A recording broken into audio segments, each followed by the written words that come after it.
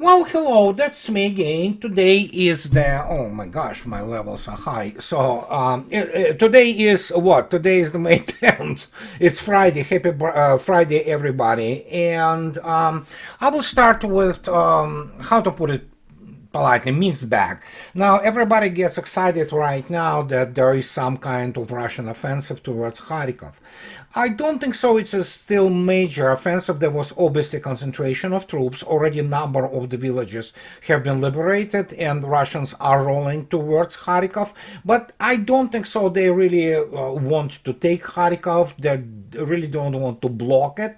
So it's just, killing more of whatever remnants of the armed forces of Ukraine, and it's also moving away, so to speak, the border to secure Kursk and Belgorod districts or regions of Russia. And for now, that's probably going to be it. But yes, that's war. Russians roll with force there, and they will, well, even Mr. Zelensky had to admit that, something is going on there. So that's pretty much it. But by far the most important thing which is happening right now is obviously the wake of the Victory Day. And if somebody doesn't understand what it really means, I mean, my good friend Larry Johnson, really go to his a wonderful blog, Son of the New American Revolution, and he wrote a wonderful piece about Russia remembers, the United States forgets, and he's talking about those matters or matter of numbers and what it means for Russians. To demonstrate to you what really means in this respect for Russians, this what they call celebration with the tears in our eyes, is this. You can take a look at this, one of many really striking pictures. And they will continue to be painted in Russia. This is a mother who gave, 7 children, and all are killed. You see those triangles? These are what is called the, notices of death or being killed in action. And there are many families who gave up, so many their sons. But obviously, the very famous song, the Cranes, is written by for the on the poetry by Rasul Gamzatov about real mother from Dagestan, I believe, who gave all her 7 sons, and they all died, defending the Soviet Union and beating Nazi invasion. So, and that is an extremely important, obviously, celebration in Russia, and it will never stop. And you already can see yourself all kind of the low lives in Western media trying to belittle it. And well, what do you expect from them? When you don't have any class, you don't have any class. Those people don't. But here comes this very, very important thing. And as if you go and listen to what I've been talking to Nima yesterday, I actually stated it very clearly. And guess what? So we have now the confirmation, which is, of course, first, it was reported today that the parliament will need to confirm the nomination before the prime minister can submit a new cabinet for approval. Putin picks Mikhail Mishustin to remain Russian prime minister. Well, guess what? He was already confirmed. And look what he stated during his confirmation in State Duma. And you have to think about it, what is stated there, because that tells you very much that this simply cannot be in the United States, stated something like this. Here's the RIA News, just really fresh. And he was talking about the program. Mikhail Mishustin, he talked about basically the about the program, which is based on the address of Vladimir Putin to the Federal Assembly.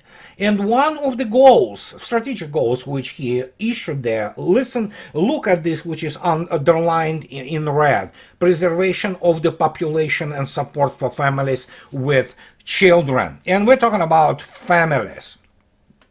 And can you imagine right now somebody going in Congress and, let's say, President of the United States, and saying, yeah, we need to preserve the population and support for families with children. And they specifically say what actually Vladimir Putin stated again about the Russia founding people, which are Russians.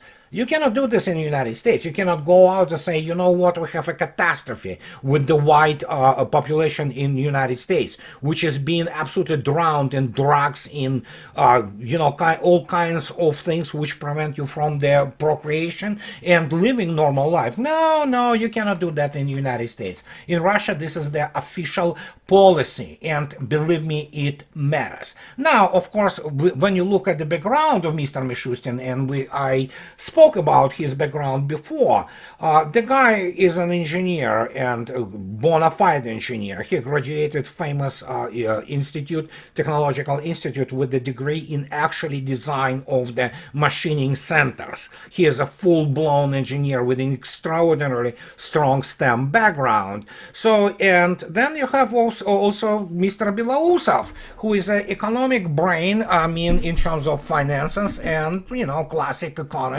classic economist who actually also gonna be in government. And suddenly Belousov comes out and tells people yesterday that, all those, at International Exhibition Forum Russia, he talks about something which is really, I know Wall Street never heard anything like this, and obviously in the United States, in Europe, saying this nowadays is just like, oh my God. And here what he says: we need to create conditions in which the growth impulse will not be external from monetary demand, but come from the production sector itself, Belousov told the panel. And what can I say? You already saw yourself how Russian economy reacts and how it develops. It develops dramatically, and obviously it provides everything Russian armed forces need to finish off the job, not of Ukraine. We're not talking about Ukraine being finished. We're talking about NATO being finished.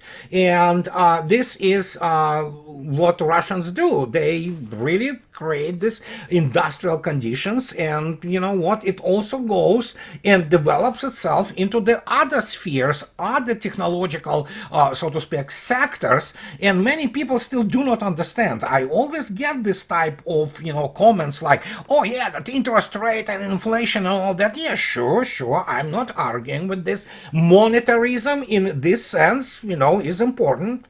Banking is important, but the problem is if you're making a lot of money in Wall Street and you have nothing to feed your children, nobody cares about this economy. This is what Western economies are becoming, and largely have become.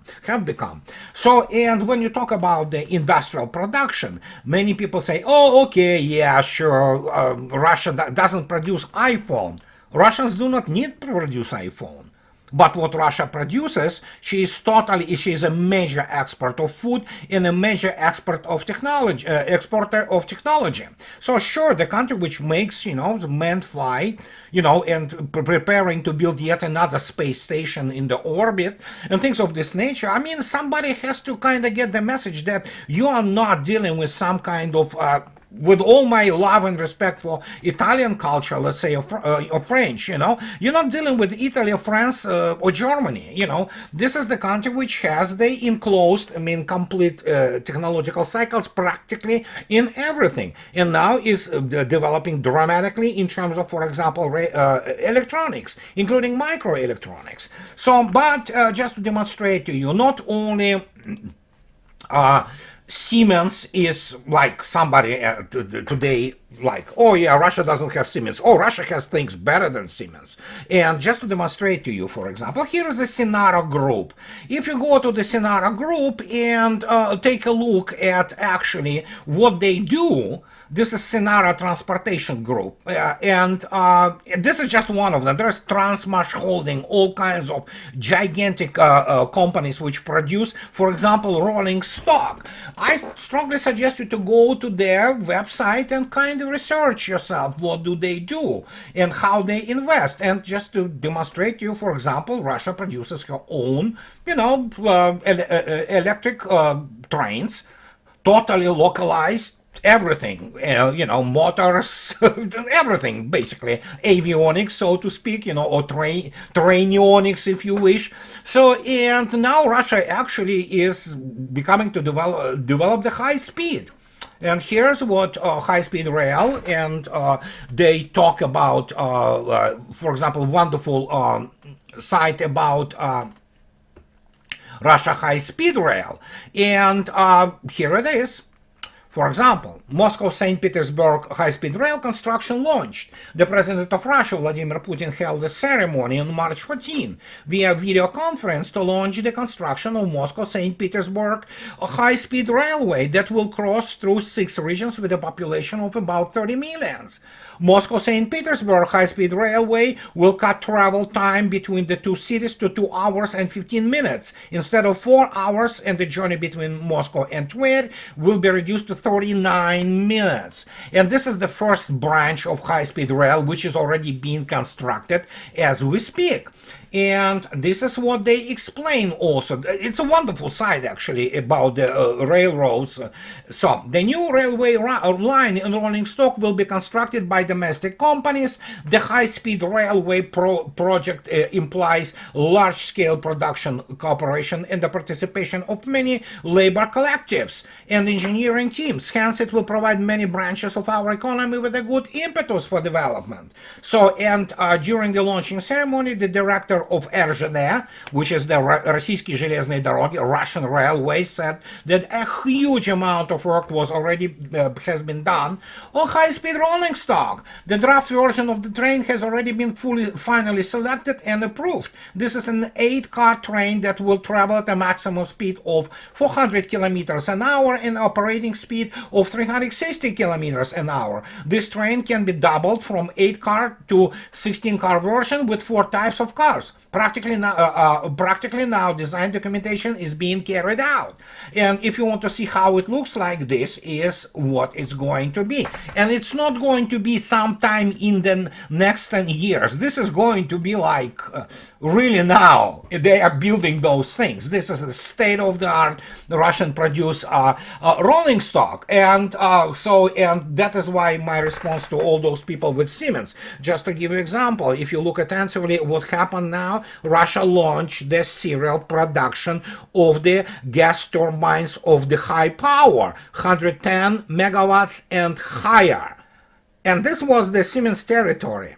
So they thought Russians will not do that. Well, they were wrong. And so they now probably are not very happy when they understand they lost Russian market. And you know what can I say? Russia is not the country you can cut off from some technology. Russia will develop it on its own. And guess what? All this and other gigantic transportation and other technological electronics, new metallurgical plants, it was all done on the watch of Mr. Mikhail Mishustin. Who and Mr. Belousov, who speaks absolutely clearly that, yeah, guys, nobody cares about this money and investment, which is speculation. Wall Street is not really investment. It's speculation and blowing bubbles, investing in some, the fancy, hipster garbage, and then suddenly recognizing that you cannot produce actually what you need to produce. So, no. So it's, how do you do it? You develop the industrial plan. It almost seems like, oh my God, it's back to Soviet Union. No, it's not back to Soviet Union. Soviet Union didn't have wherewithal and appropriate operational technologies to properly plan anything. But here you can do it, especially considering an extremely high level of Russia's computerization. Surprise, surprise, nobody knew that, right? So, and when you look at this, it just tells you that Putin choices, I mean, it was a very easy one. Mikhail Mishustin and his team pretty much, well, plus minus, will be back in their places working their butts off. That's what they do. They work. They don't talk, no PR, no this BS about this some next bubble on the best next thing. It's just the way it is. New space stations, new rolling stock, new aircraft, commercial and combat, new everything, new computers. Russia produces own computers. Didn't you know that? So, and when you look at this, it's just like, yeah, sure. Putin didn't have a very long time to think about it. He just knew that Mikhail Mishustin and his team will be next. Now we'll have to take a look at Mr. Sergei Lavrov. Obviously, he is not getting any younger and he's tired. He probably wants to retire. I don't know. So if there could be any substitution for this guy. But anyhow, so this is what was essentially about this whole development. But now we have the very interesting thing which also, how to put it politely, interesting, okay? And this is coming from none other than Mr. Cummings. As you can see yourself, Dominic Cummings was actually the assistant and aide to Prime Minister, Chief Advisor to British Prime Minister Boris Johnson. Before Boris Johnson completely went off the rails, and of course those all garbage stories about the, lockdowns and COVID, which is, I don't want to go there. But look at this. Mr. Cummings talking, I believe 2 days ago, to I Magazine. Look what he states. He talks about, obviously, situation with the British diplomacy in general, British status as a country. And look at this. This is what he says. And come on, the guy, give credit to the guy where the credit is due.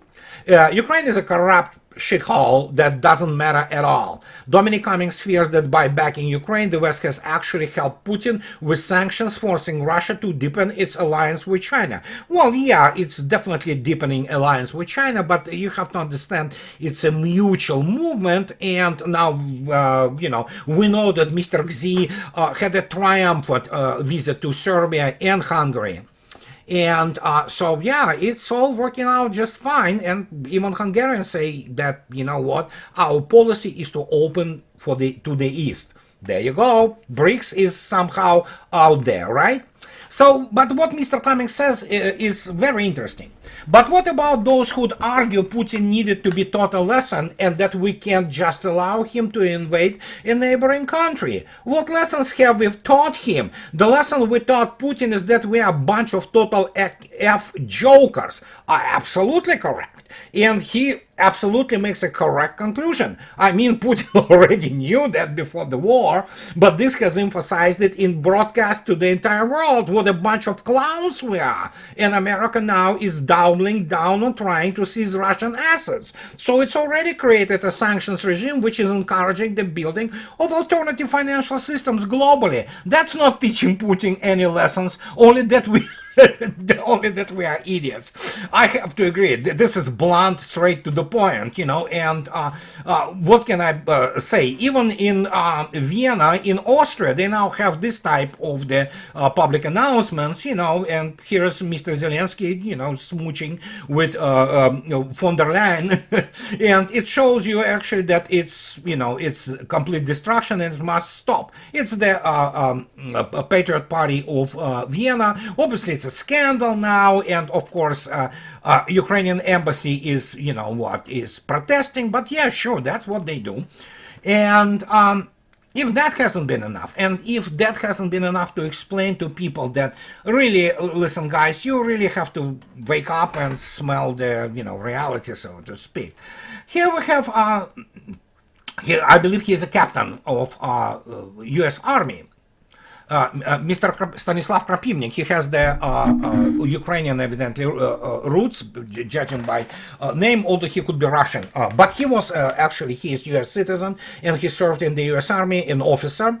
And he talks about it, what we already know and what I've been writing for many years now. The US capabilities for waging conventional warfare have been eroded by endless guerrilla wars, Stanislav Krapivnik believes. And that's what he says. If you listen to rational, that's the key point, rational experts in the West, they'll tell you, yes, the US Army is in no position right now. The US Army has never been in a position to take on Russia on the ground. For NATO as a whole, during the height of the Cold War, the mission was first and foremost to block Warsaw Pact forces and buy time. No kind of any massive offensive. And to demonstrate to you that he is right, and as already stated, I was writing about talking, and you can go through my archive of my videos about this whole situation with the actual correlation of forces and means, just to demonstrate to you. Here are the military games in 1986. Naval War College, they were conducting these military games. For example, about the war, which would stay conventional for a little bit until it goes completely nuclear, because NATO will lose it. And look at this. They describe to you D plus 19, which is 19 days after the start of hostilities, to D plus 42. And if you take a look at the reds, and the rest, of course, being Warsaw Pact, and of course they will be attacking from the East Germany, which was the Russian group troops in East Germany, together with the actually very impressive East German military. Look at this. By the day of 26 to 35, you have essentially Reds already been actually approaching Amsterdam.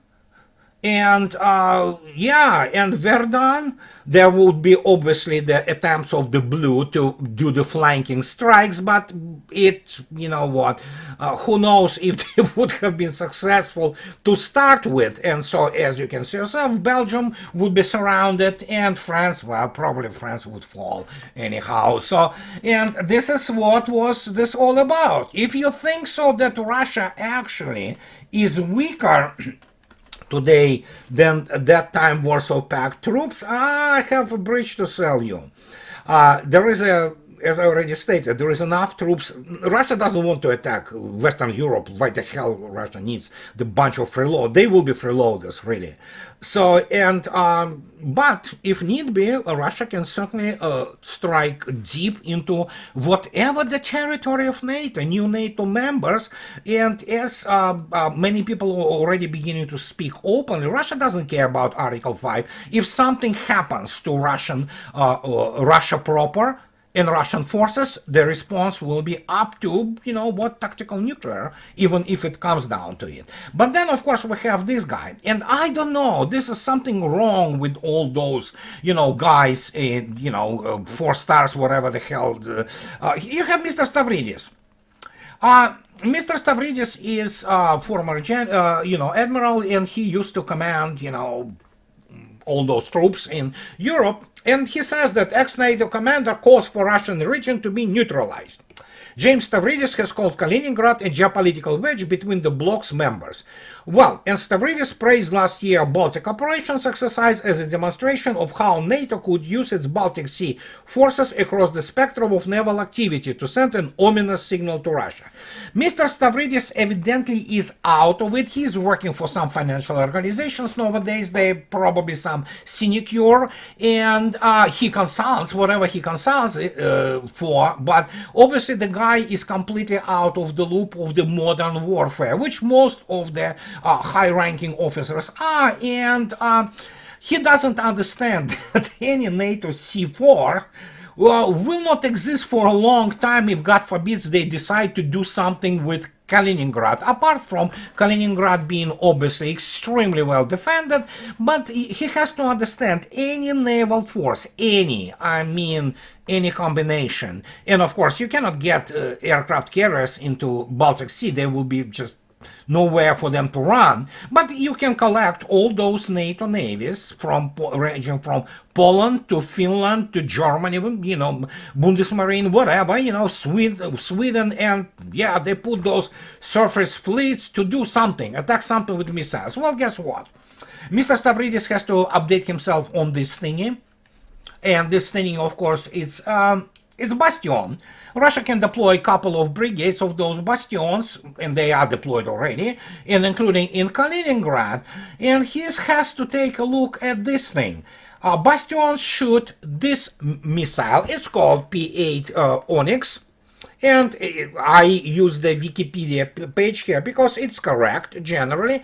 And Russian versions of Onyx are 600 kilometers older versions and 800 kilometers range Mach 3 sea skimmer, which, you know what, good luck trying your Aegis against the salvo of, let's say, 4 of those.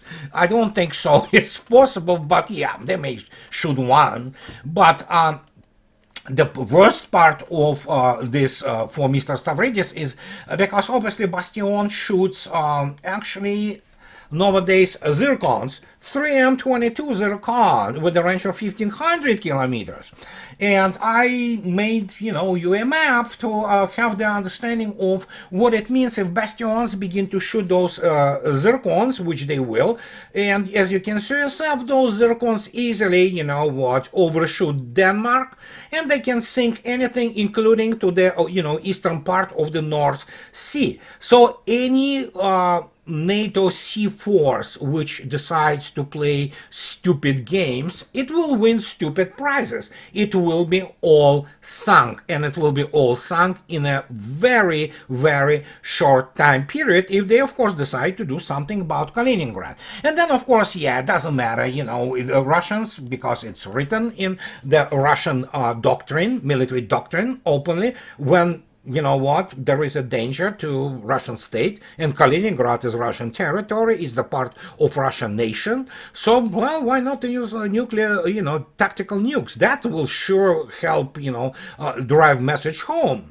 And especially when, for example, Brussels will go in flames. Because, as I already stated, by now, Russia doesn't care about Article 5. She will do whatever is needed to be done. And Mr. Medvedev, who is an alternative channel, which actually channels not those diplomatic politenesses, so to speak, but who talks about what really Russia's Security Council thinks, he already has been on record today, especially in regards to Mr. Cameron. And my gosh, Mr. Cameron, good God, where are the Churchills? However, the guy was a jerk, of course, but he was definitely a very, very capable man. Now, when you look at this clown circus, from London, good God, I mean, Jesus, yeah, the West is doomed, guys.